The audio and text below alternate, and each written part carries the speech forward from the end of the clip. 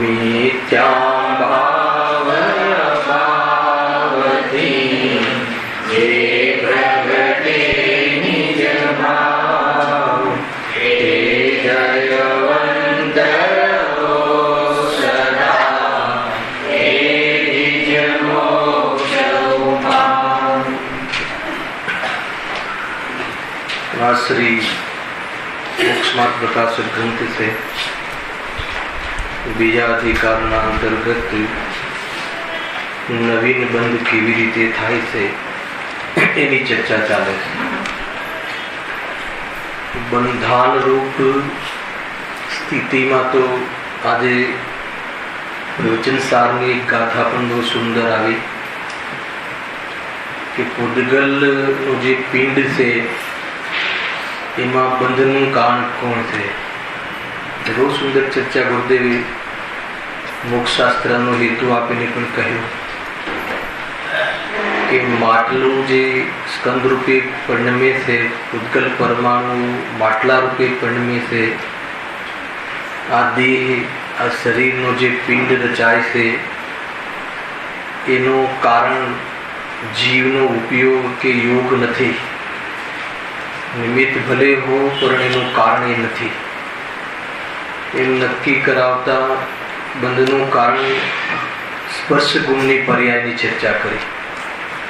ગાથાનો હેતુ તો એ હતો કે પુદ્ગલ પરમાણુ અપ્રદેશી છે અને એ શબ્દરૂપ પરમાણુ નથી પરિણમતો. કદાચ કોઈને ખ્યાલ આવ્યો હોય ન આવ્યો હોય કે અશબ્દરૂપ परिणाम है. એટલે એમ કહેવું છે કે જે શબ્દ છે એ પુદ્ગલની સમાન જાતીય દ્રવ્ય પર્યાય છે. સ્પર્શ, રસ, ગંધ, વર્ણ અને શબ્દ 5 પ્રકારની પર્યાય કહે પુદ્ગલ. સ્પર્શ, રસ, ગંધ, વર્ણ તો પુદ્ગલના ગુણોની પર્યાય છે, અર્થ પર્યાય છે. પણ જે શબ્દ છે એ પુદ્ગલ પરમાણુ એકલો શબ્દરૂપી નથી પરિણમતો, અશબ્દરૂપ રહે છે. તો જે શબ્દ ઉચ્ચારણ આદિ થાય છે એ અનેક પરમાણુઓની સમાન જાતિ દ્રવ્ય પર્યાય છે. તો આ શબ્દને આત્મા નથી કરતો, મૂલ્ય લેવું છે. આ શબ્દને આત્મા નથી કરતો. શબ્દનું કારણ આત્માની ઈચ્છા નથી. શબ્દ થયો, શબ્દ આવ્યો એ વખતે આત્માએ ઈચ્છા કરી એ વાત જુદી છે. પણ શબ્દરૂપી અર્થાત એ પુદ્ગલના પિંડરૂપી જે રચના છે એનું કારણ એની સ્પર્શ ગુણની લુખાસ ને ચિકાસ નામની પર્યાય કારણભૂત છે. એમાં એક પરમાણુ, 2 પરમાણુનો સ્કંદ બી બને, 3નો બી બને, 4નો બી બને, 5નો બી. અનેક પરમાણુઓનો પણ સ્કંદ સંભવે છે.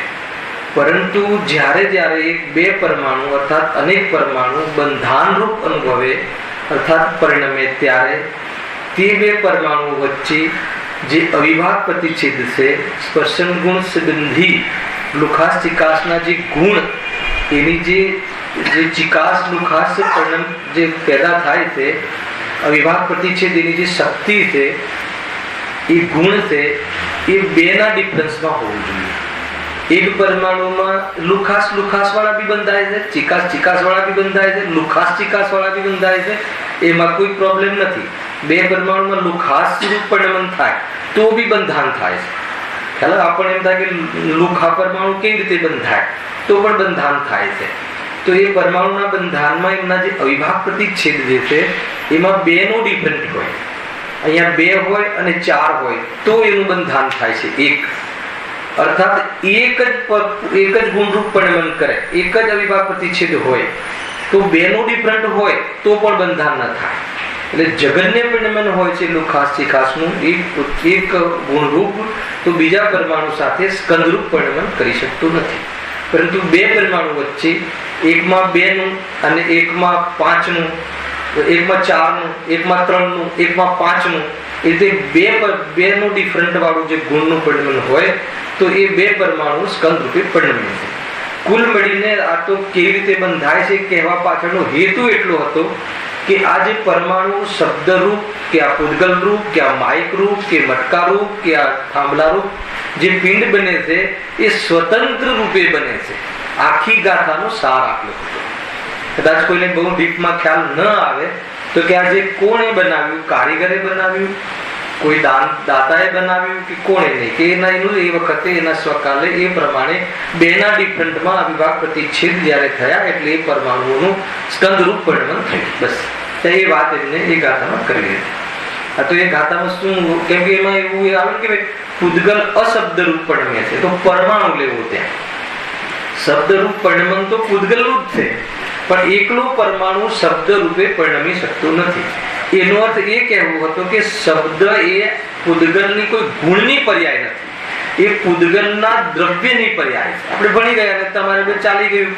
અને દ્રવ્ય પર્યાય અને ગુણ પર્યાય, દ્રવ્ય પર્યાય કહો, વ્યંજન પર્યાય કહો, અનેક દ્રવ્યની મળીને પણ એક પર્યાય થાય. તો પૂદગલ મળીને પણ એક પર્યાય થાય છે ત્યારે એ શબ્દરૂપ પરિણમન કરે છે. ત્યાં એ રીતની વાત હતી. હવે અહીંયા આપણે જે વાત ચાલે છે કે નવીન બંધ કેવી રીતે થાય છે, વાત તો બધી બંધની ચાલે છે અને અબંધ સ્વભાવની દ્રષ્ટિ કરાવવા માટે ચાલે છે.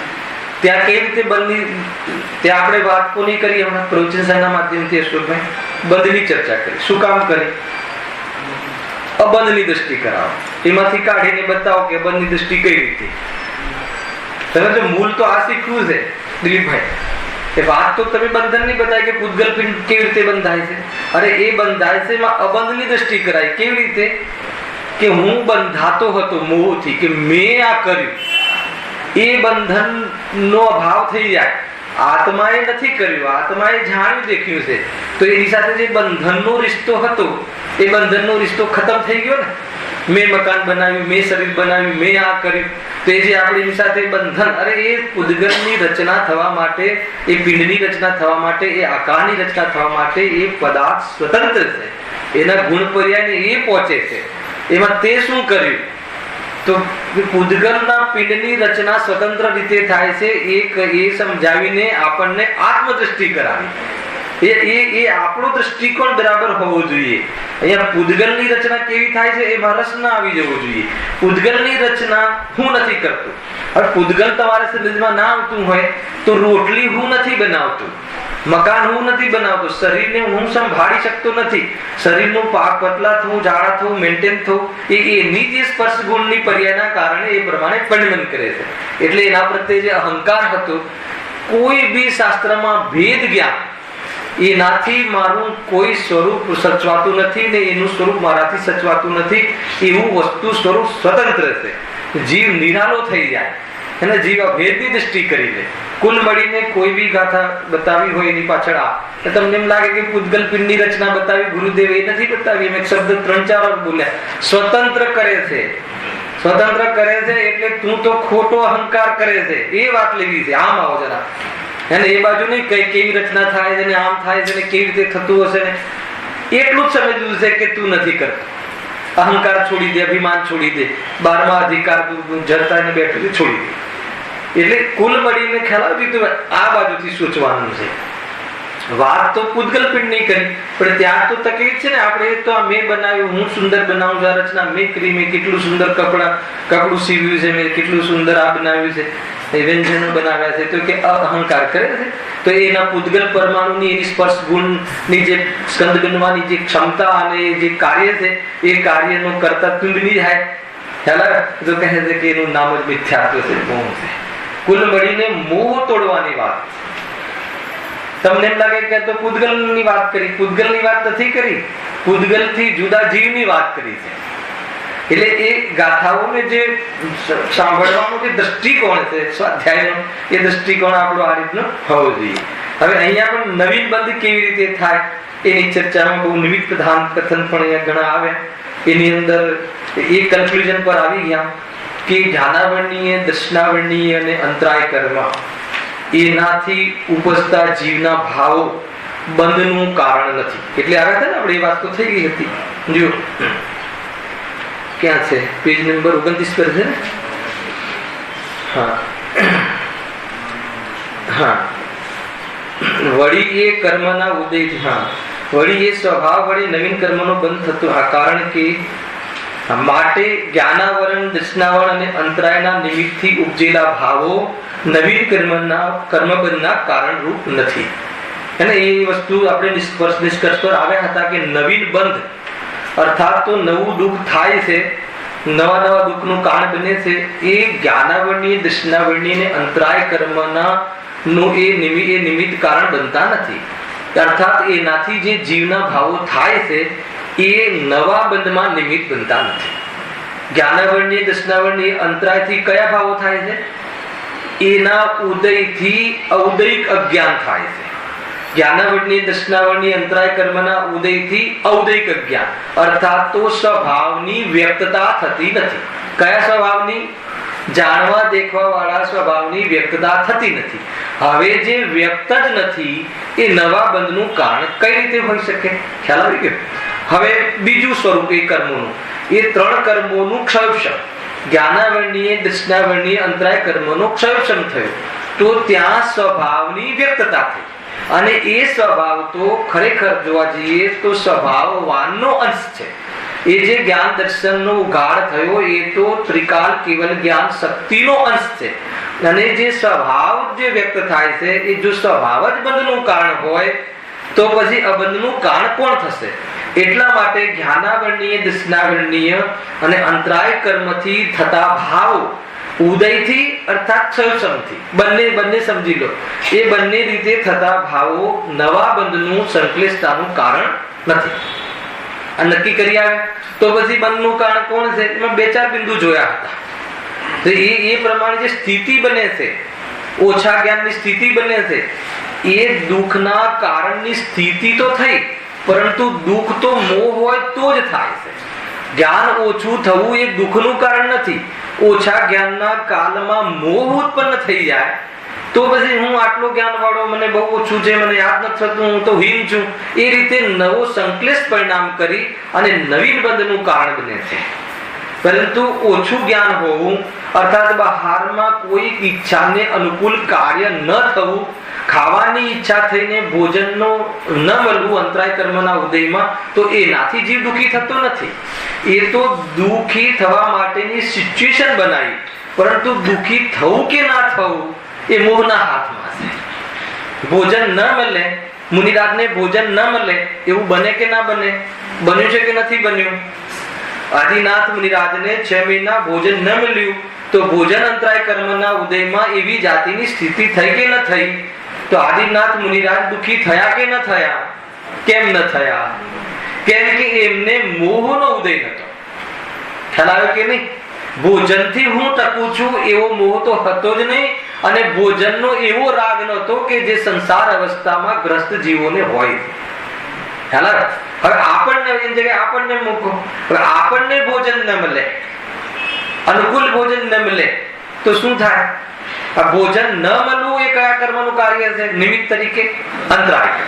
આપણને પણ એવો ભોજન અંતરાય કર્મનો ઉદય આવ્યો કે ભોજનની વ્યવસ્થા બહારમાં ન થઈ. હવે ભોજનની વ્યવસ્થા ન થઈ તો દુઃખી ક્યાં કોના કારણે થશું? આપણે મોહ છે, અને ભોજન વગર તો કેવી રીતે પ્રવચનમાં બેસીશું? બરાબર વ્યવસ્થા નથી. 2 ટાઈમ પેટ ભરીને જમવાનું આપે તો શિબિરમાં ટકીને બેસાય, એને બધું ચાલુ થઈ જાય છે કે નહીં? તો એ મોહ છે એટલે દુઃખી થયા. પછી મોહની લંબાઈ જેટલી તમારી તાકાત હોય, છેક મેનેજમેન્ટ થી લઈને છેક દાતા સુધી ને પછી શું એ બધું એ જાણે, એ આખું એનું એ ઇતિહાસ ખુલે છે કે તો કે મોહ હોય તો જીવ દુઃખી થાય છે. એટલે કન્ક્લુઝન એ આવ્યું, નિષ્કર્ષ એ આવ્યો કે જીવને દર્શનાવરણીય, જ્ઞાનાવરણીય અને અંતરાય કર્મ નવીન બંધના કારણ નથી. કયા? એના નિમિત્તથી એ ભાવો થાય છે જીવમાં, એ ભાવ નવીન બંધના અર્થાત તો દુઃખના કારણ નથી. તો નવીન બંધ અર્થાત દુઃખનું બંધ કહો કે દુઃખ કહો, હું હવે ન બોલું તો બી તમારે સમજી લેવાનું. બંધ એટલે દુઃખની વાત ચાલે છે. અને એમાં એક તો વર્તમાન દુઃખ અને આગામી દુઃખનો પાક, બે વસ્તુ સમજી લેવું. વર્તમાનમાં બંધન અર્થાત વર્તમાનમાં કર્મના ઉદયમાં એવી ઈચ્છા કરવી કે આ મારા રૂપે પરિણમી જાય એવો મોહ, એ તો દુઃખનું કારણ છે. અને એનાથી જે કર્મ બંધાય એ ભવિષ્યમાં પણ દુઃખમાં નિમિત્ત બનવાની અર્થાત તો સામગ્રી તૈયાર કર્યા જીવે. એ ભવિષ્યમાં બી આપણે દુઃખી થવું હોય તો આપણી પાસે નિમિત્ત તો જોઈએ ને. એટલે એ બધી તૈયારી વર્તમાન ભાવમાં સમાયેલી છે. બહુ જબરદસ્ત વાત છે ભાઈ. કરનાર યોગની મુખ્યતાથી પંડિતજી અધ્યાત્મનો રસ રેડ્યો છે, જો સમજમાં આવે તો. પંડિતજી ખ્યાલ આવે છે? હવે પછી શું કહ્યું જો આગળ મોહનીય કર્મના ઉદય વડે જીવને અયથાર્થ સદ્ધાન રૂપ મિથ્યાત્વ ભાવ થાય છે તથા ક્રોધ માન માયા અને લોભાદિક કસાય ભાવ થાય છે. તે જોગે જીવના અસ્તિત્વમય છે, જીવથી જુદા નથી, જીવ જ તેનો કર્તા છે, જીવના પરિણામ રૂપ જે કાર્ય થાય છે.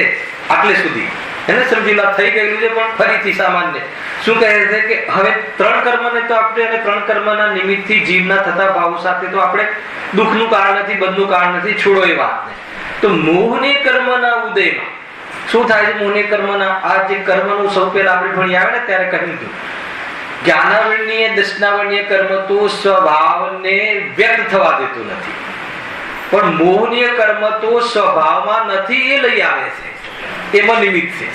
ખ્યાલ આવે છે કે નહીં? સ્વભાવમાં શું નથી? મિથ્યાત્વ, રાગ, દ્વેષ, ક્રોધ, માન, માયા, લોભ, હાસ્ય, રતિ, અરતિ, કસાયો એ સ્વભાવમાં નથી એ લઈ આવે છે. મોહનીય કર્મ શાનો નિમિત્ત બને છે? વિવેક ખ્યાલ में आ रहा है? निंदारी हाँ, શું કરે છે મોહનીય કર્મ?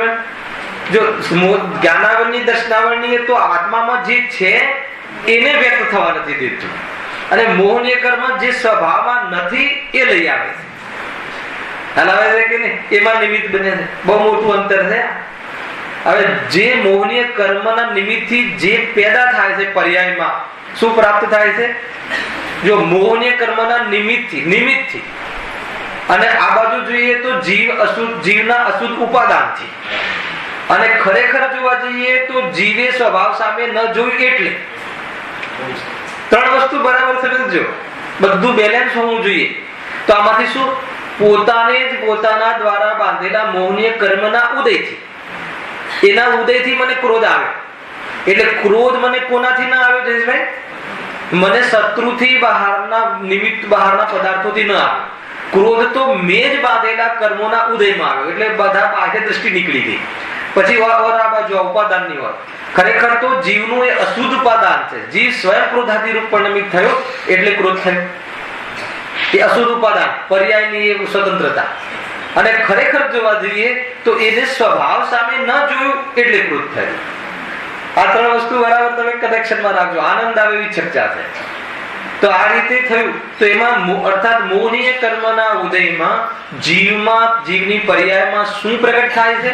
સ્વયંની ભૂલથી તત્વનું અયથાર્થ સદ્ધાન, અર્થાત તો છદ્રવ્ય સંબંધી, વિશ્વ સંબંધી, આત્મા સંબંધી અયથાર્થ સદ્ધાન, આત્મભ્રાંતિ, ભ્રમ, વસ્તુ સંબંધી ભ્રમ, વસ્તુની સ્વતંત્રતા સંબંધી ભ્રમ, વસ્તુના સ્વભાવ સંબંધી ભ્રમ. આનું નામ મોહ છે. સુખ કોનો સ્વભાવ છે રીતેશભાઈ? આત્માનો. સુખ ક્યાંથી આવે? આત્માથી. આપણો શું ભ્રમ ચાલી રહ્યો છે? લાડવામાંથી આવે, રસગુલ્લામાંથી આવે, સ્ત્રીમાંથી આવે, પર પદાર્થમાંથી આવે ભ્રમ. જ્ઞાન કોનો સ્વભાવ છે? આત્માનો. ક્યાંથી આવે? જ્ઞાનમાંથી.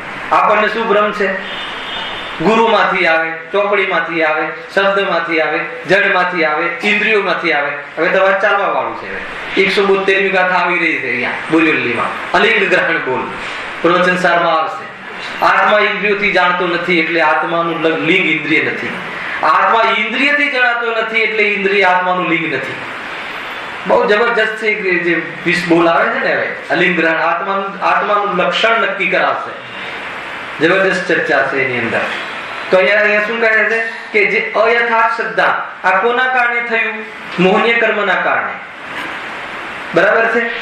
મોહનીય કર્મના નિમિત્તમાં, ઉદયમાં જીવ સ્વયં સ્વભાવનું લક્ષ છોડી અને પરપદાર્થ સંબંધી લક્ષ કરી અને એ ઈષ્ટ એ અનિષ્ટ, આ રાખવા જેવો, આ છોડવા જેવો એવો રાગ દ્વેષ નિરંતર અનાદિથી જીવ કરતો આવે છે.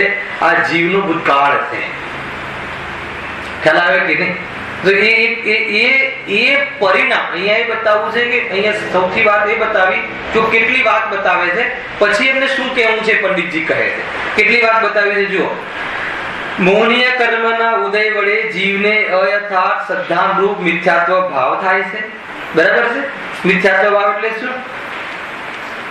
ખોટો અભિપ્રાય, ખોટું દર્શન, વસ્તુ સંબંધી ભ્રમણા. જીવ તો ચેતન છે પણ જળને જીવ માનવો અર્થાત તો જીવ સ્વયં પોતાના સુખ દુઃખનો કરતા છે, પણ પરને સુખ દુઃખનો કરતા માનવો એ છે ભ્રમ, મિથ્યાત્વ, મોહ. એને લઈને પર પદાર્થો પ્રત્યે રાગ દ્વેષ કરવો એ બધું ક્રોધ માન માયા લોભ આ લિસ્ટ છે જીવનું. અને ક્રોધમાન માયા લોભ એ રૂપની પ્રવૃત્તિ કરવા માટે અર્થાત એ કસાયો સહિત જીવ 5 પાપની પ્રવૃત્તિ કરે છે. ખ્યાલ આવ્યો? શરીર આદિ, દેહ આદિ, ધન આદિ વિષય સમજો કે ના રીતે સમજો. એ બધા વિષયો કોના વિષયો ભરતભાઈ? 5 ઇન્દ્રિયના જ્ઞાનના વિષય. જ્ઞાનના 5 ઇન્દ્રિયમાં ઝલકે છે. હવે એ વિષયો એ સંબંધી અને આત્મા જ્ઞાન એ વચ્ચે વેદ જ્ઞાન ખ્યાલ ન હોવાના કારણે એની સાથે લિંક કરે છે. એ લિંકનું નામ મોહ, મિથ્યાત્વ, ભ્રમ. અને એના કારણે એ પદાર્થોનું લક્ષ્ય કરીને કસાય કરે છે, રાગ દ્વેષ કરે છે. હવે રાગ દ્વેષની પૂર્તિ શાનાથી કરે? રાગ દ્વેષની પ્રવૃત્તિ શાનાથી કરે? તો કે હિંસા, જૂઠ, ચોરી, કુશીલ આદિ 5 પાપની પ્રવૃત્તિથી કરે છે. ખ્યાલ આવે કે નહીં? તમારો રાગ કઈ રીતે પોષે? ક્રોધ કઈ રીતે પોષવો? કોઈની હિંસા કરીને. ખ્યાલ આવે કે નહીં? રાગ કઈ રીતે પોષવો? ખ્યાલ આવે? તો એ રીતે એ ધન કમાવાના લોભથી. તો એ રાગ આદિની પ્રવૃત્તિ 5 પાપમાં જોવા મળે. 5 પાપ કસાય જીવની પ્રવૃત્તિ છે. કઈ રીતે પૂર્તિ કરે ક્રોધમાન માયા લોભની? અને માયાચારી અંદરમાં બરાબર આવે એકદમ માથે ચડી જાય તો બહારમાં ખોટી ચતુરાઈથી પદાર્થની સિદ્ધિ કરવાની પ્રવૃત્તિ કરે. જૂઠું બોલીને કોઈને મતલબ કે એ પ્રમાણે માયાચારી કરીને એ બધી પ્રવૃત્તિ પછી કરે. તો આ જે કસાયની પ્રવૃત્તિ કયા દ્વારા કરે? તો 5 પાપ દ્વારા કરે. બસ આ રીતે જીવ કરે. હવે વાત એ છે, બહુ સુંદર વાત આવી રહી છે કે જે ક્રોધમાન માયા લોભાદી કસાય ભાવ થાય છે, પોઈન્ટ શું ચાલી રહ્યો છે? વિષય શું ચાલી રહ્યો છે? નવીન બંધનું કારણ શું?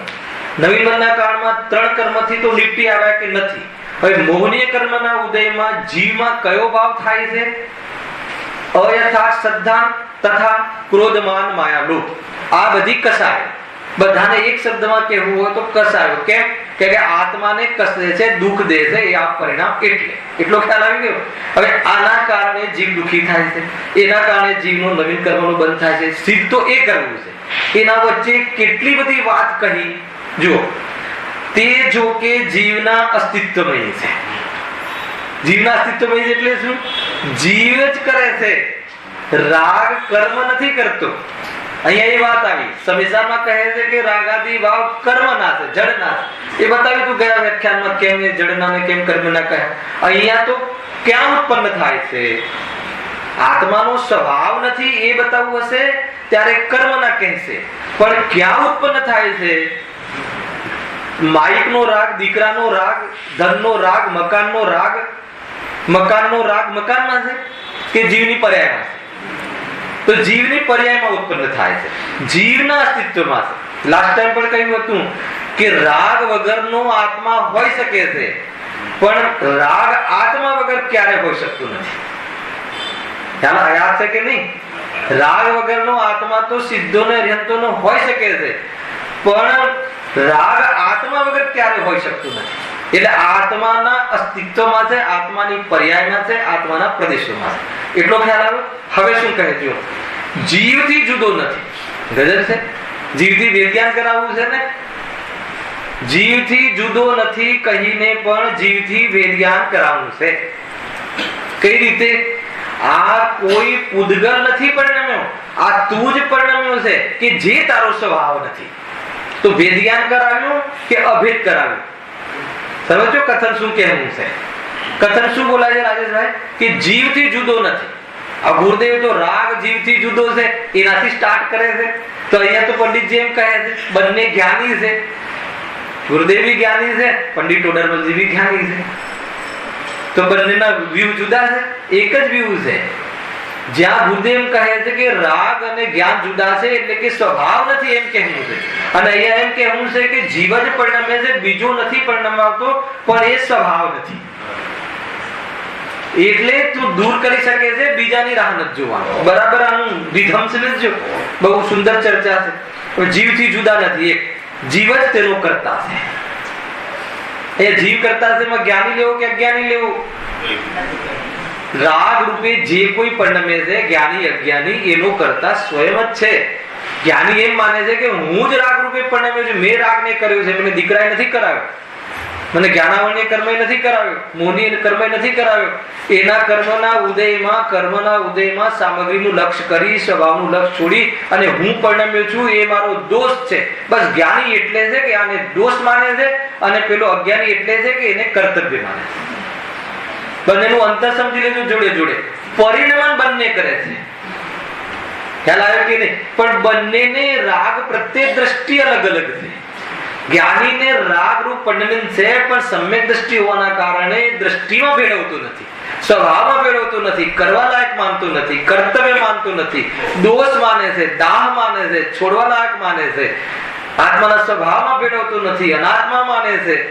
ખ્યાલ આવે કે નહીં? અસ્વામિત્વ ભાવ છે, ક્યારે છૂટું એવી જાતિનો પુરુષાર્થ ચાલે છે. એક સમય માત્ર પણ ભ્રમ નથી થતો કે નહીં આટલી સુંદર રાગ આવ્યો છે, આટલી મન કસાય છે, લોકો વાહ વાહ પણ કરે છે, તો આ જ ધર્મ હશે ને આ જ યોગ્ય છે એવું સંતુષ્ટ થતું નથી. સમજમાં આવે છે કે નહીં? અને આ બધા વિરોધી જે ભાવ છે આના એ અજ્ઞાનીને હોય. રાગ બંનેને આવે છે. જ્ઞાની તો અજ્ઞાનીને તો પહેલા એને તો એ તો પ્રમાણમાં જ નથી. અમારા લાડમાં ચાલે છે ને પંડિત? જ્ઞાની અજ્ઞાની તો પ્રમાણમાં જ નથી. રાગ ક્રોધ દ્વેષ આદિ હું કરું છું એ પ્રમાણ છે, અને રાગ દ્વેષ આદિ મને આલોકોના કારણે થાય છે, પ્રમાણની બહાર છે. પેલા તો એ ભૂલ તોડવાની છે. રાગ દ્વેષ મને આ દીકરાઓ કરાવે છે નહીં તો હું ના કરત, તો એ તું કે પ્રમાણની બહાર છે, પ્રામાણિક પણ નથી. દિલીપભાઈ, રાગ દ્વેષ હું સ્વયં મારી ભૂલથી કરું છું, પ્રમાણમાં આવી ગયું. એ પ્રમાણ છે. પૂરું દ્રવ્યનું સ્વરૂપ દ્રવ્ય ગુણ પર્યાયમાં રાગ છે. હવે પર્યાયમાં છે, મૂળ સ્વભાવ નથી, ચાલ્યો જાય છે, રહેતો નથી, છૂટી જાય છે. હવે નયમાં શુદ્ધ નયથી જોવામાં આવે તો આત્માનો સ્વભાવ નથી. એટલે એ સંબંધી હવે દ્રષ્ટિમાં નથી, પરિણામમાં છે. દ્રષ્ટિમાં નથી, પરિણામમાં ન હોવું એ પરમાત્મા છે, અને દ્રષ્ટિમાં ન હોવું એ પરમાત્મા નથી પણ શું છે? અંતરાત્મા છે. અર્થાત તો સમ્ય દ્રષ્ટિ. બધા પાઠ ભણ્યા હશો ને, અંતરાત્મા બહિરાત્મા.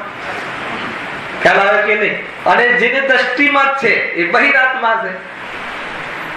રાગ આદિ દ્રષ્ટિમાં ન હોવું એ અંતરાત્મા છે, પરિણામમાં ન હોવું એ પરમાત્મા છે, અને પરિણામમાં પણ હોય અને દ્રષ્ટિમાં પણ હોય, કરવા લાયક માને બહિરાત્મા. આ સ્વરૂપ છે ભાઈ, સમજવા જેવું છે.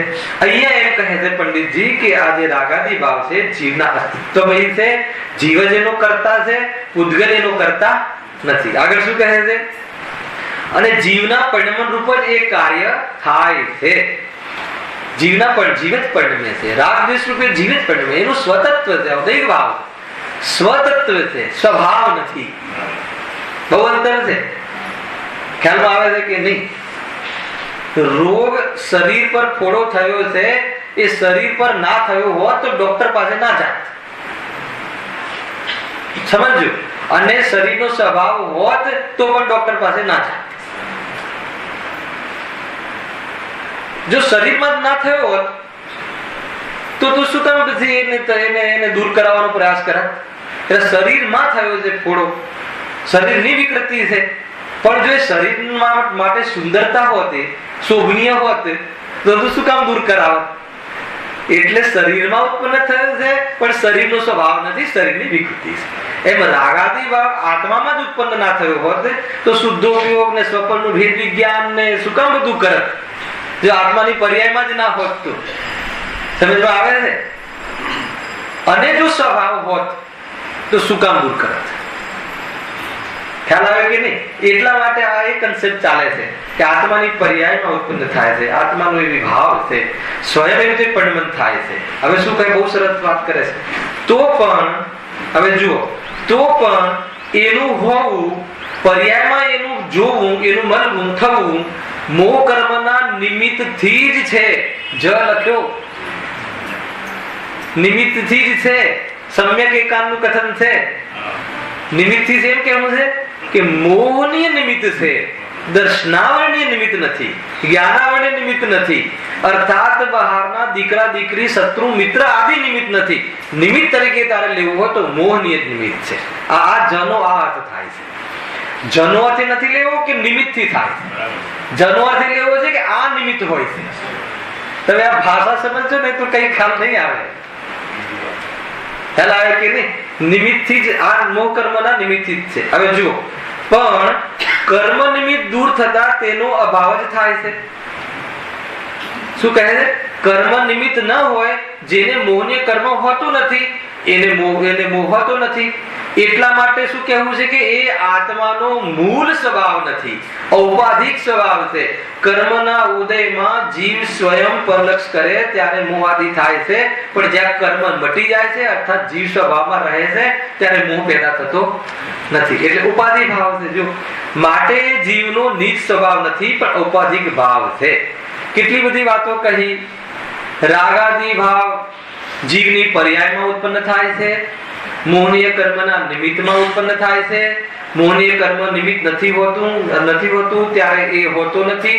એનો અર્થ એ થઈ ગયો કે સ્વભાવ નથી, અર્થાત નિજ સ્વભાવ નથી.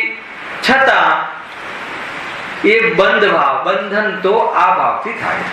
પોઈન્ટ ખ્યાલ આવે? કેટલા બધા પોઈન્ટ થયા રાજેશભાઈ? હે ને? લાડમાં તમે પૂછીએ છીએ ના ખ્યાલ આવે? અહીંયા પણ પૂછી શકીએ છીએ. ખ્યાલ આવે? અને મને એટલું છે કે આગ્રહ નથી. પોતાની ભાષામાં કહી શકો, ન કહી શકો એકાદ સેકન્ડમાં તો હું જવાબ આપી દઉં છું. એટલો લાભ છે. એટલે બહુ આગળ બેસવામાં કોઈ ચિંતા નથી. દર્શન ખ્યાલ આવે કે નહીં? કેટલી વાત કહી કે જે રાગાદી ભાવ થાય છે, મોહનીય કર્મના ઉદયમાં જે રાગાદી ભાવ થાય છે, જીવની પર્યાયમાં થાય છે, બહાર નથી થતા. અને એનું નિમિત્ત મોહનીય કર્મ છે, બીજા કોઈ કર્મ નથી. અને ઔપાધિક ભાવ છે, કેમ કે કર્મ ન રહેતા એ જોવા મળતું નથી. પાણી ગરમ થાય છે અગ્નિના સંપર્કમાં, અને અગ્નિનું નિમિત્તપણું મટી જતા સ્વયં સ્વભાવને પ્રાપ્ત થાય છે. એનો અર્થ એ થઈ ગયો કે જ્યારે અગ્નિના નિમિત્તમાં ઊનું થયું હતું એ એનો મૂળ સ્વભાવ નહોતો. ખ્યાલ આવે કે નહીં? બહુ ગરમ પાણી હોય છે તો કોઈને ભય થાય છે કે ઠંડુ જ નહીં થાય? કેમ? બોલ્યા વગર, વિચાર્યા વગર, એ બધી જ્ઞાનમાં ઉપયોગમાં લીધા વગર શ્રદ્ધામાં ચાલી રહ્યું છે ને કે આ એનો સ્વભાવ નથી. બહુ મોટી વાત કહી રહ્યો છું. અને એક કસાયાદી થાય છે એ વખતે શ્રદ્ધામાં થઈ શકે કે નહીં કે આ સ્વભાવ નથી? વિચાર કર્યા વગર, જ્ઞાનને લઈ ગયા વગર શ્રદ્ધા ચાલી શકે કે નહીં? એ રાગ આદિ સ્વભાવ નથી. મહેસૂસ થાય કે આ સ્વભાવ નથી, એનો સ્વાદ આત્માનો નથી, નિરાકુરતા નથી, કસાય છે, કસાયેલો ભાવ છે. એમ ખ્યાલ આવે છે કે આ હું નથી. જો અહીંયા એમ નથી કહેતા કે થતું નથી, અહીંયા એમ કહે છે કે હું નથી. બહુ મોટી વાત છે આ.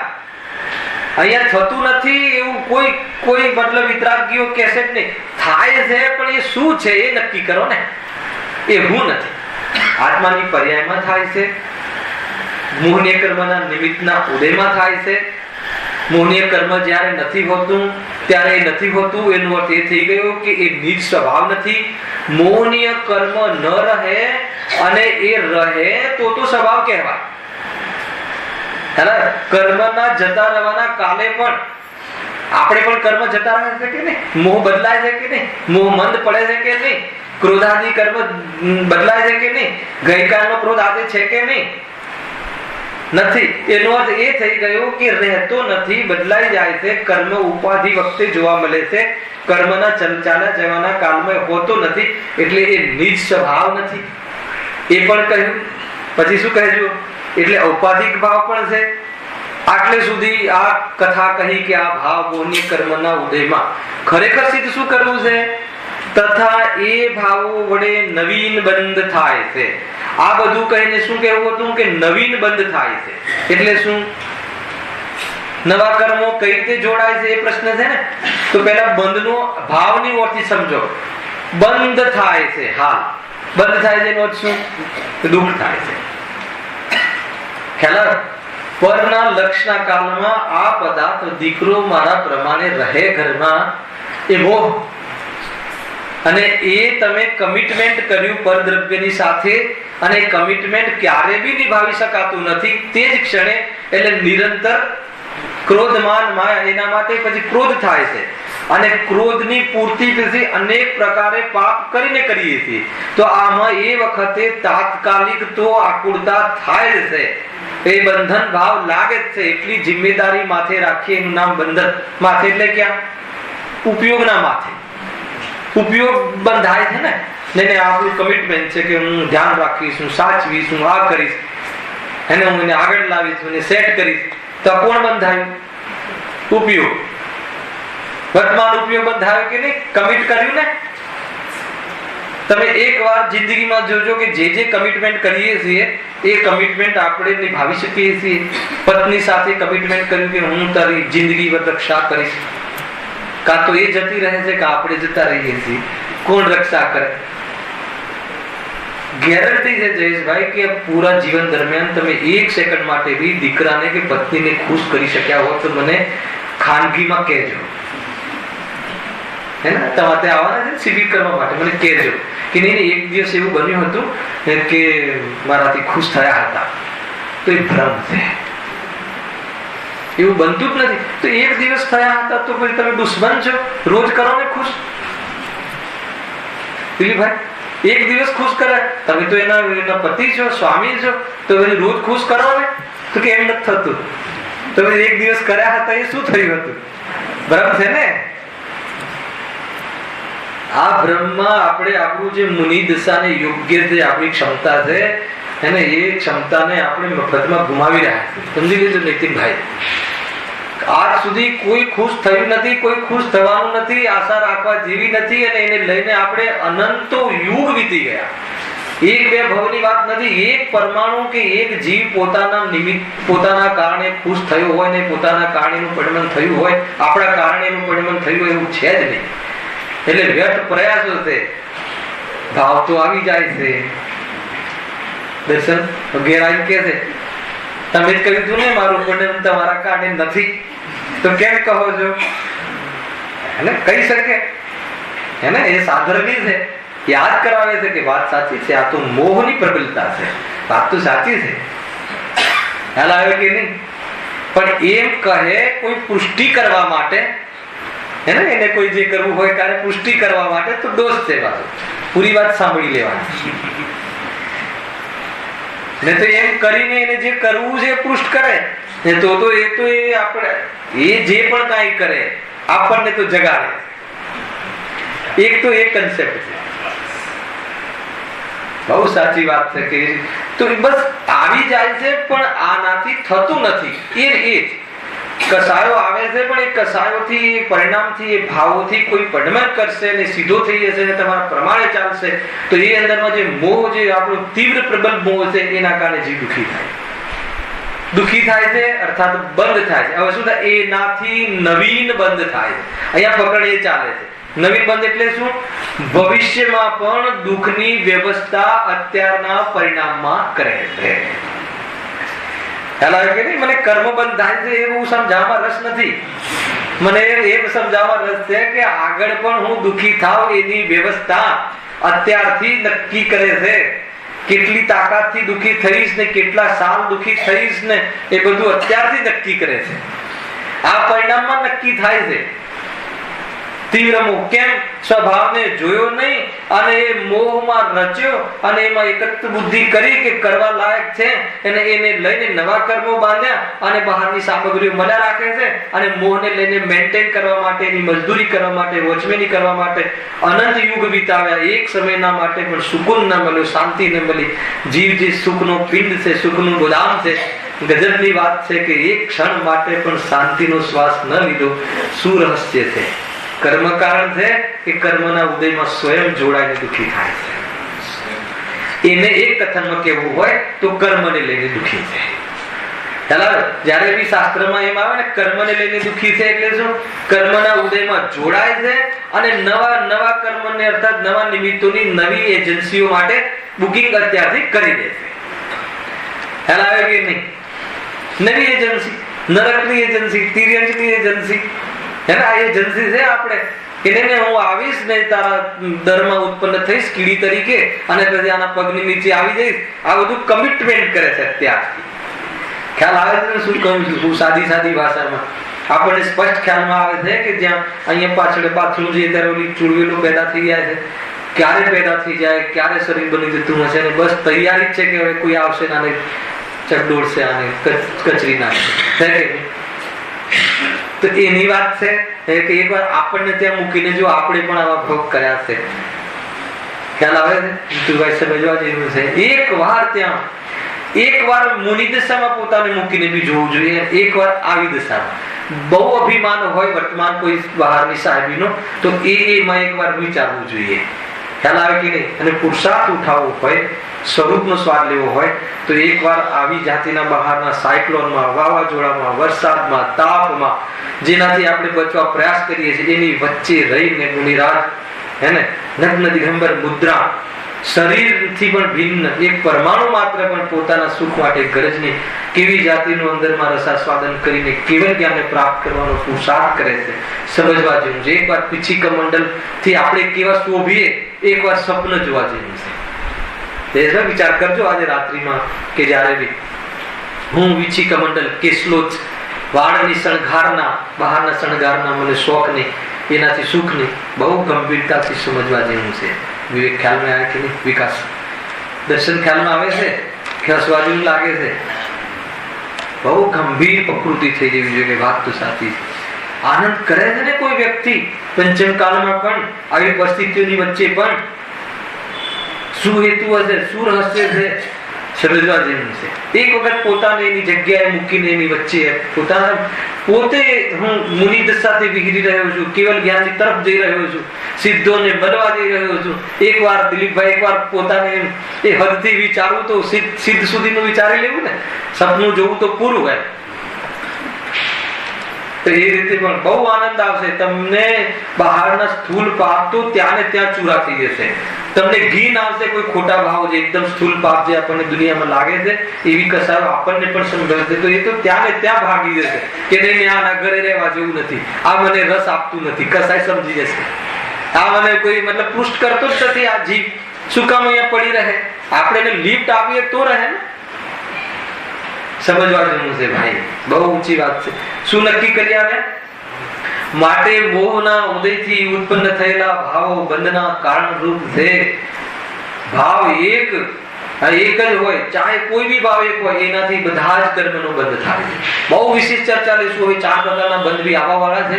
કેવી રીતે થાય છે? એક ભાવમાં એવા શું એલિમેન્ટ્સ છે કે સુખ પ્રકૃતિ ને અસુખ પ્રકૃતિ ને બધી એક સાથે બંધાય છે. ભાવ એક, પૂજાનો ભાવ અત્યારે હું તમને સમજાવવાનો ભાવ કરી રહ્યો છું ને. કર્મ 8 બંધાય છે. આયુ બંધાઈ ગયું હોય તો 7 તો નિરંતર બંધાઈ રહ્યા છે. ભાવ એક, પણ એ ભાવમાં પણ કેટલા પરિબળો છે કે બહારના કર્મ બધા બંધાય છે. કર્મ થિયરી પણ સમજવા જેવી છે. કર્ણાન યુગનો વિષયના દ્વારા પણ સર્વ કે સ્વભાવનો મહિમા આવે છે. આખિરકાર ભગવાને શું જોયું છે સમજવા જેવું છે. જો શું કહે છે? અઘાતી કર્મ. 4 ઘાતી કર્મમાં શું નક્કી કરી આવ્યા? મોહનીય કર્મ બંધમાં નિમિત્ત છે. અર્થાત તો મોહનીય કર્મના નિમિત્ત ઉદયથી જીવમાં જે તત્વ અશ્રદ્ધાન અર્થાત આત્મભ્રાંતિ અને રાગ દ્વેષના ભાવો છે એ જ નવીન બંધનું કારણ છે. અર્થાત તો ભાવ કર્મ કહો, મોહ રાગ દ્વેષ કહો, શ્રદ્ધાની ખોટ કહો, શ્રદ્ધાનું વિપરીત પરિણમન કહો, ચારિત્રનું વિભાવરૂપ પરિણમન કહો, એ જે જીવની પરિણતિમાં ઉત્પન્ન થાય છે. કેમ થાય છે? સ્વભાવમાં ન રહેવાથી, સ્વભાવને ન જોવાથી, સ્વભાવને અનાદર કરવાથી આવા જે ભાવો ઉત્પન્ન થાય છે એ જ નવા કર્મને બાંધવામાં નિમિત્ત ભાવ છે. અર્થાત તો ચારે ગતિઓમાં રખડવાના આ કારણ બને છે આ ભાવ. એ રીતે છે. કાલ લીધું હતું મેલાડીમાં મોહ અને રાગ દ્વેષ હે ને. શ્રદ્ધામાં ખોટ, શ્રદ્ધાનું વિપરીત પરિણમન મોહ મિથ્યાત્વ અને ચારિત્રનો વિપરીત વિભાવ પરિણમન રાગ દ્વેષ, ક્રોધમાન માયા લોભ. બંનેનું એક કાર્ય છે. શું કાર્ય છે ખબર છે? જે મિથ્યાત્વ છે ને એ 4 ગતિની બહાર ન જતો રહે જીવ, એ મેન્ટેન કરે છે. અને ક્રોધમાન માયા લોભ જે શુભ અશુભ ભાવ છે ને એ 4 ગતિની શેર કરાવે છે. ના ખ્યાલ? અમેરિકા લઈ જાય છે.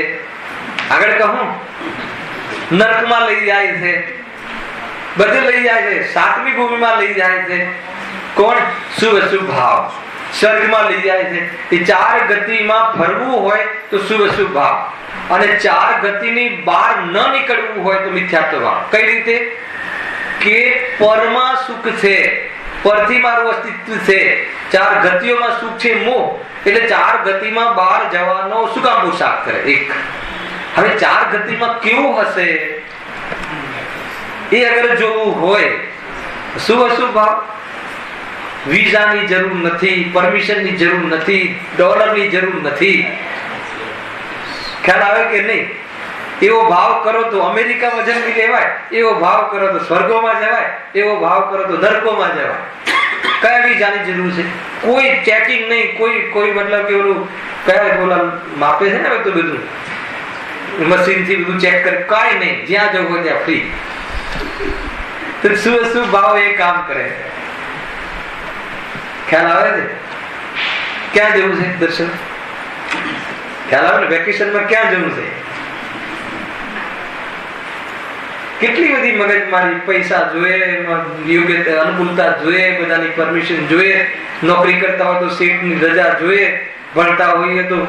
ખ્યાલ આવે કે નહીં? પણ આપણી પાસે એવું બી જીવ પાસે એવું બી સામર્થ્ય છે કે બધે ફરી આવે. ખ્યાલ આવે? રખડવાની વાત છે ભાઈ, દુઃખની વાત છે. કોઈ જગ્યાએ સ્થિર નથી થતો એનો અર્થ એ થઈ ગયો હે. લોકમાં પણ નોકરીઓ બહુ છોડતો હોય, ક્યાંય સેટ ના થતો એ શું કહે છે?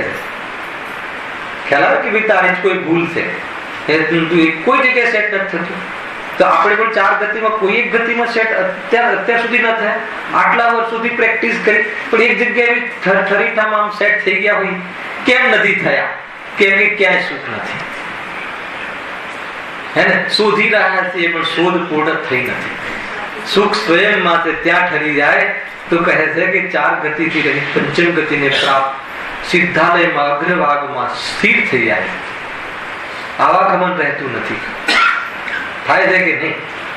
શું આત્માનું સ્વરૂપ છે? એક વાર ચેતનની શક્તિનો વિશ્વાસ આવી જાય એને તો સારી દુનિયા એની સામે ઝીરો છે, શૂન્ય છે પોતાની સત્તામાં.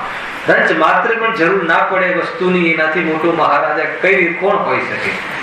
વાતમાં જરૂર પડે એક ટેબ્લેટની, એક રોટલીની, એક કાકડી ટમેટાની, એક આ ને કાય ને કપડા ફાટેલા તૂટેલા, ચાલવા ચપ્પલ જોઈએ ને ગાડી જોઈએ. કેટલી પરાધીનતા છે. ખ્યાલ આવે કે નહીં? સમજમાં આવે છે કે નહીં ગિરીશભાઈ? કોની વાત છે? ચૈતન્ય રાયા, ચૈતન્ય શક્તિ વાળો જીવ છે. એક વાર પોતાની તરફ જોઈ લે તો પૂતગલ પરમાણુ આ બધાની જરૂર ન પડે. દુનિયા ઝૂકે, જેની પાસે જળ વૈભવ સૌથી વધારે છે એ આવીને નમે તો પણ કોઈ મને નમે એવી જાતિનો ભાવ નહીં. કેવી જાતિની વિતરાગતા ને શું નિરાતનું સ્વરૂપ છે. નમો એ શબ્દ સાંભળો, સમજવા જેવું છે. આપણી આ સૌભાગ્યથી જે જીવીએ છે, વાતમાં જરૂર પડે. કેટલી હીનતા છે બહારમાં, કેટલી દરિદ્રતા છે. ખ્યાલ આવે છે કે નહીં? કેવા લોકોના મતલબ કે કેવા લોકોની પાસે જવું પડે છે સામાન્ય કામ માટે, વેપાર આદિના, મંદિર બાંધવા આદિના, મતલબ અર્થાત તો એડમિશન આદિના. કેવા લોકો પાસે જવું? સપ્તવેશની પાસે જવું પડે. કેવી જાતિની દુર્દશા. સમજવા જેવું છે ભાઈ. જો અહીંયા અઘાતી કર્મ, હવે ચાર કર્મ બીજા રહ્યા. હવે અઘાતી કર્મ તો બંધના કાળ ખરા કે નહીં? ચારમાં તો ત્રણ નહીં, એક મોહની નક્કી કરી આવે. અઘાતી કર્મ, અઘાતી કર્મ નું શું રોલ છે જીવની સાથે? શરીર અને એ સિવાય અન્ય સામગ્રીનો સંયોગ કરાવવામાં નિમિત્ત બનવું એ અઘાતી કર્મનો રોલ છે. હવે જે શરીર મળે છે અને શરીરમાં રોગ આદિ થાય છે. તંદુરસ્ત શરીર મળવું, રોગ વાળું મળવું, પેલાથી વાળ વગરનું શરીર મળવું, જે પણ હોય મળે છે ને. અત્યારે તો બધા એવા જન્મે છે જીવ, તો એવું મળવું અર્થાત તો બહુ તંદુરસ્ત મળવું, બહુ સુંદર દેખાવ જે કહે છે દુનિયા એવું મળવું એક. બીજું અર્થાત શરીર સિવાય બીજા પદાર્થોની ધન આદિની બહારમાં સંયોગો આદિની બહારમાં જે એક ક્ષેત્ર અવઘા નથી એવી જાતિના મિત્રો આદિનો સંબંધ થવો, સંયોગ થવો. ઠીક, સંયોગ થવો. તો એ સંયોગ એ મળ્યો હવે એ નવા બંધનું કારણ છે કે નહીં? આપણે તો નવીન બંધનું કારણ, રોગ વાળું, કેન્સર વાળું શરીર નવા કર્મના બંધનું કારણ છે કે તંદુરસ્ત શરીર? બે ઓપ્શન છે. એને બહુ રોગ હોય, કોઈ એવો આપણને કોઈ મતલબ કે બહારમાં એવો કોઈ નકામો વ્યક્તિ મળી જાય, એ આપણને બંધનું કારણ છે.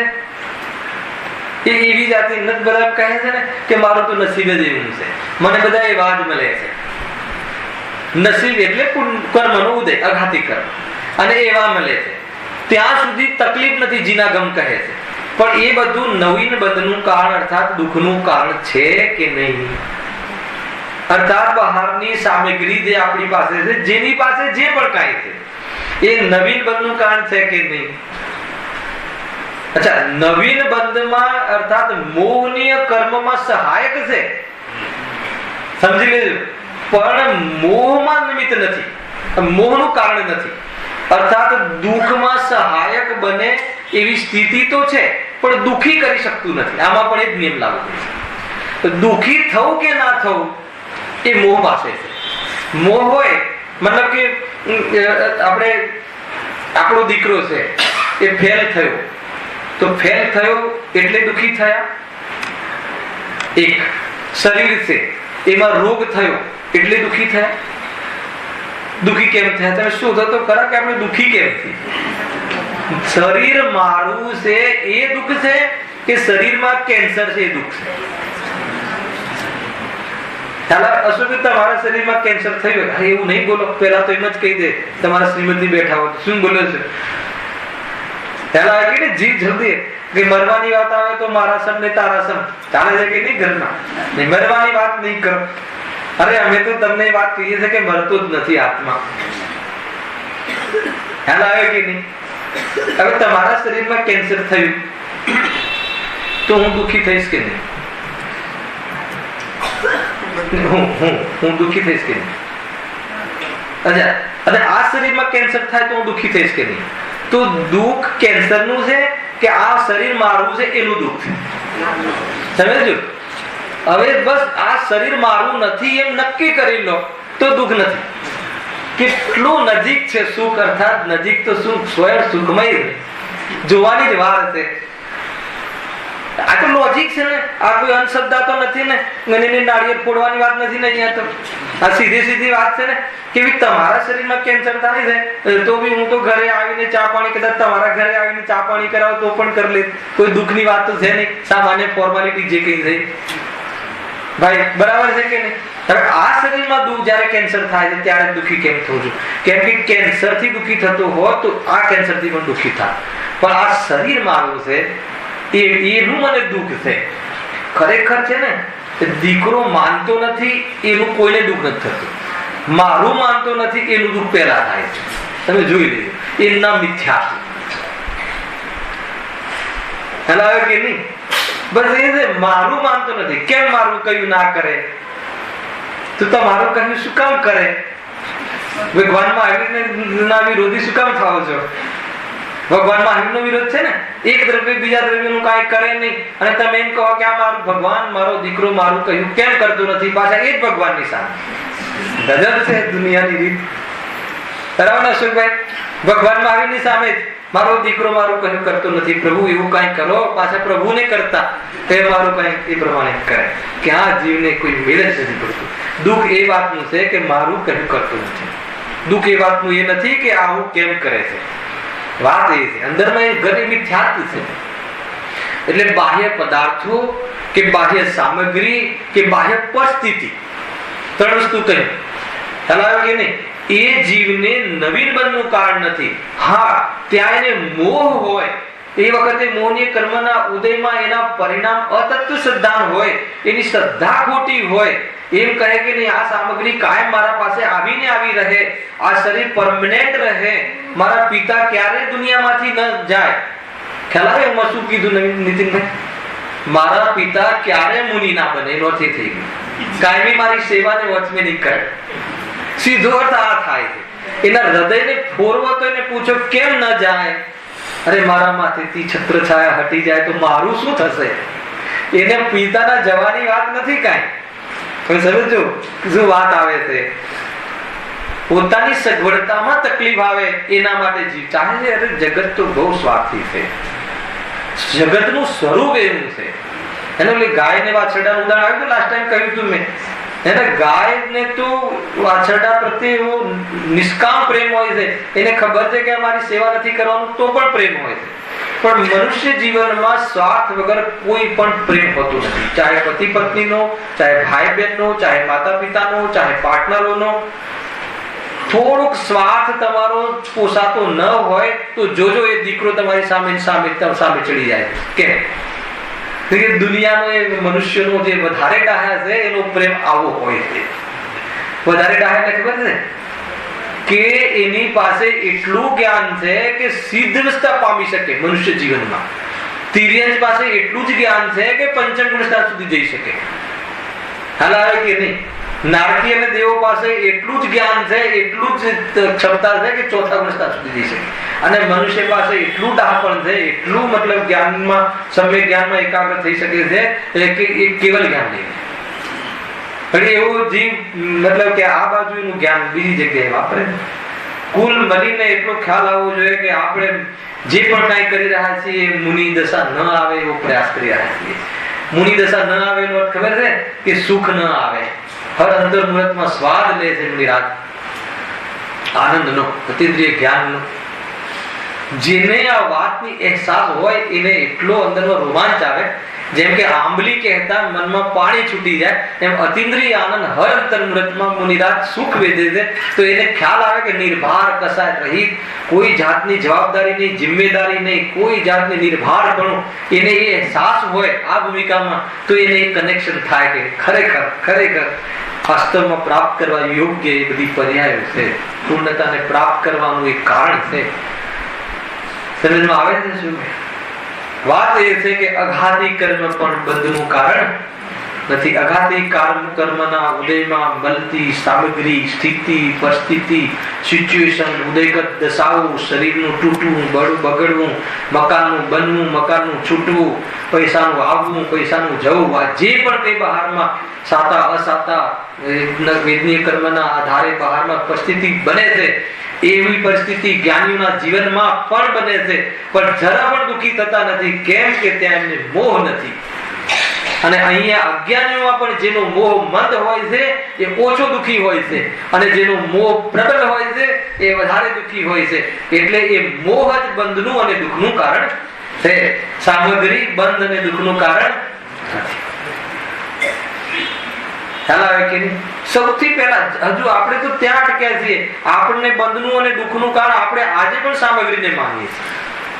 પેલું મારું શરીર બરાબર હોત ને તો હું 100% મુનિ થઈ જાત, હું 100% ધર્મ કરત. પણ ધર્મ કરવા માટે શરીરની જરૂર નથી. ઉપરથી ધર્મ તો શરીર હું નથી એ કહે છે. અને તું કહે છે કે શરીર બરાબર હોય તો હું ધર્મ કરું. એ વાત કેટલી મતલબ વિરોધાભાસ છે દિલીપભાઈ. ખ્યાલ આવે છે? તું એમ કહે છે કે શરીર સાચું હોય, કાન સરખા હોય, આંખ બરાબર હોય તો ભગવાનના દર્શન થાય હું ધર્મ કરું. અહીંયા એ કહે છે કે આંખ અને કાનથી દેખાતું નથી.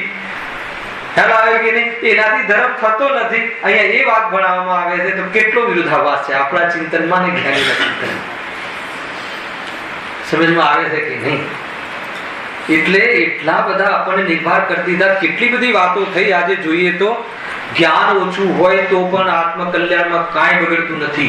શરીર નબળું હોય, પગ તૂટેલું હોય, આંખો ઓછી દેખતી હોય, શરીરમાં રોગ હોય, ધન ઓછું હોય, બહારમાં દરિદ્ર હોય, દુનિયા પૂછતી ના હોય, બહારમાં ઇજ્જત ના હોય, અપયશનો ઉદય હોય, તો પણ આત્મદર્શન, સમ્યક દર્શન કરવામાં આ બધી સ્થિતિને આ બધી કાંઈ પણ બાધા નથી. તું એટલો પૂજ્ય બની શકે છે. એકવાર ચૈતન્ય શક્તિની સામે જો સારી કાયનાત, સારી દુનિયાના પદાર્થો તારા પ્રમાણે તને દેખાશે. એટલે શું? જેવા છે એવા દેખાશે. અને ક્યાંય પ્રશ્ન નહીં રહે. સમ્યક જ્ઞાનના આડે દુનિયાની કોઈ વસ્તુ આવતી નથી. તું મહાન ચૈતન્ય પદાર્થ છે. એકવાર પોતાની સામે તો જો. કેવી સરસ વાત. ખ્યાલ આવે છે કે નહીં? કેટલો નિર્ભર થઈ ગયા હિતેશભાઈ. કોઈ અહીંયા બેઠા હોય કે રોટલાના વાંધા હોય, સુખી થવામાં રોટલાના વાંધા હોય, લડતું નથી. સમજો હું શું કહેવું છે? નોકરી મળતી નથી, આત્મકલ્યાણ, અતિંદ્ય સુખ, સર્વજ્ઞ પામ્યા છે એવા સુખ પ્રાપ્ત કરવા માટે નોકરી નથી મળતી, એ સ્થિતિ તને નડતી નથી. ગજબ છે. અરે દુનિયામાં જે પણ કાંઈ છે એના વગર તમે ચાલી શકે એમ છે. એક વાર તું ચૈતન્યની સામે જો. ગજબ છે, શું સ્વરૂપ છે આત્માનું સ્વરૂપ. એ રીતે હવે મૂળ વિષય કાલે ચાલુ થાય છે. એ જે આ કર્મો આત્માની સાથે જોડાય છે, તો એ 4 પ્રકારે બંધ કેવી રીતે છે, બહુ સુંદર ચર્ચા છે. એની ચર્ચા થાય. સહેજાનંદ